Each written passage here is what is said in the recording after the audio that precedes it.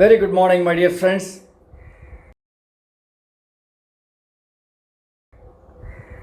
Lime lyrics morning மெசேஜில் மறுபடியும் உங்களெலாம் சந்திக்கிறதுல ரொம்ப சந்தோஷம்.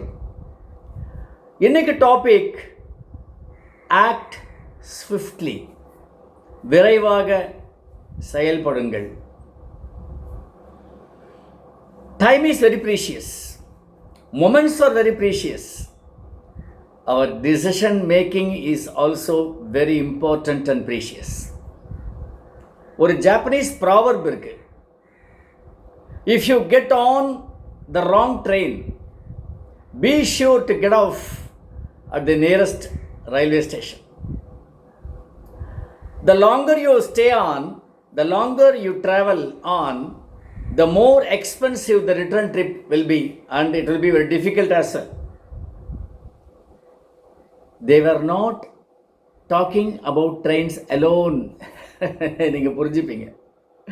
வாழ்க்கை என்ற பயணத்தில் நாம் அப்படி தான் சில பேர் கூட சேர்ந்துடுறோம். சில இடங்களில் நாம் போய் சிக்கிக்கிறோம்.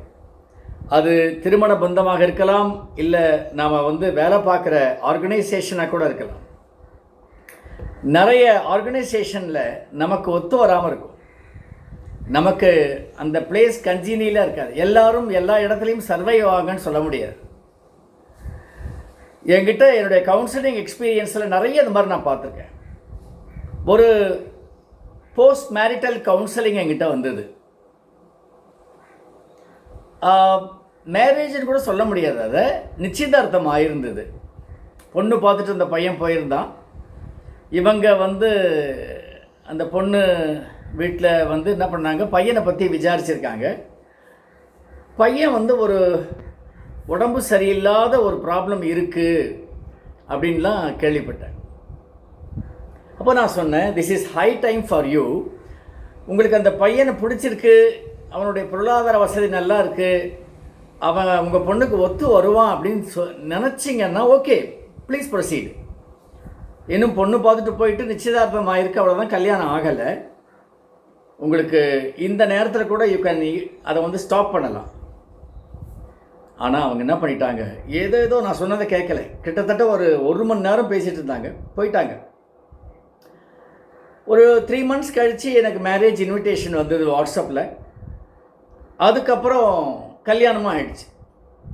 கல்யாணம் ஆன அப்புறமும் மறுபடியும் ஏகப்பட்ட பிரச்சனை, அந்த பொண்ணுக்கும் பையனுக்கும், பொண்ணு வீட்டுக்காரங்களுக்கும் பையன் வீட்டுக்காரங்களுக்கும் ஏகப்பட்ட clashes, emotional clashes, cultural differences, difference of opinion,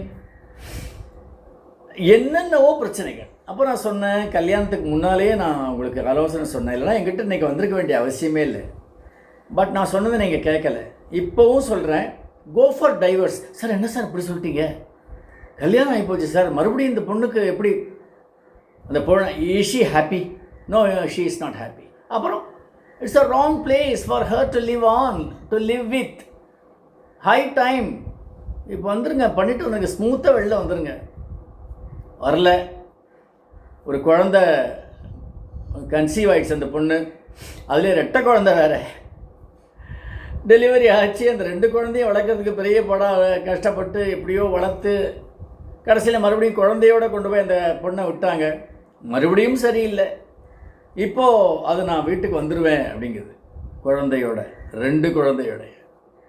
அவன் சொல்லிட்டான், நீ இப்போ வருதுன்னா போய்க்கோ, this is my situation, this is my habit, this is my nature. உனக்கு பிடிக்கலை அப்படின்னா என்ன மாத்திரம் முயற்சி பண்ணிக்காது, நீ மாற முடியலையா, I allow you to leave me அப்படிங்கிறான் அந்த பையன். இப்போ மறுபடியும் என்கிட்ட வராங்க. நான் சொன்னேன், தயவு பண்ணி என்கிட்ட வராதீங்க, டிசைட் யுவர் செல்ஃப். நான் என்ன சொன்னாலும் நீங்கள் கேட்கல. அதே மாதிரி தான் இன்னொரு பையன் ஃபாரினில் போய் ஜாயின் பண்ணான். அந்த கம்பெனி பிடிக்கலைன்னு ஒரே ப்ராப்ளம். அங்கேருந்து ஃபோன் பண்ணிகிட்டே இருந்தான், பிடிக்கலைன்னா ப்ளீஸ் குவிட் அண்ட் கம். இல்லை அவங்க நிறைய பே பண்ண சொல்கிறாங்க, பே அண்ட் கம். நீ என்ன வாங்குனியோ 2 மாதத்தை வாங்கியிருப்பேன், அந்த 2 மாதத்தை திருப்பி கொடுக்க போகிற, ஓவர், யூஆர் ரிலீவ்டு, வந்துரு. கேட்கவே இல்லை. கடைசியில் அவன் அட்டம்ப்டட் சூயிசைட் பண்ணி அவங்க அங்கேருந்து டீபோர்ட் பண்ணி ஃபாரின்லேருந்து வந்துட்டான். ஸோ என்றைக்குமே ராங் ட்ரெயின் மட்டும் இல்லை, ரயில் பயணத்தில் ராங் பர்சனோ ராங் பிளேஸோ நீங்கள் வாழ்க்கையில் செலக்ட் பண்ணிட்டீங்கன்னா, தெரிஞ்சிருச்சுன்னா ப்ளீஸ் குவிட்.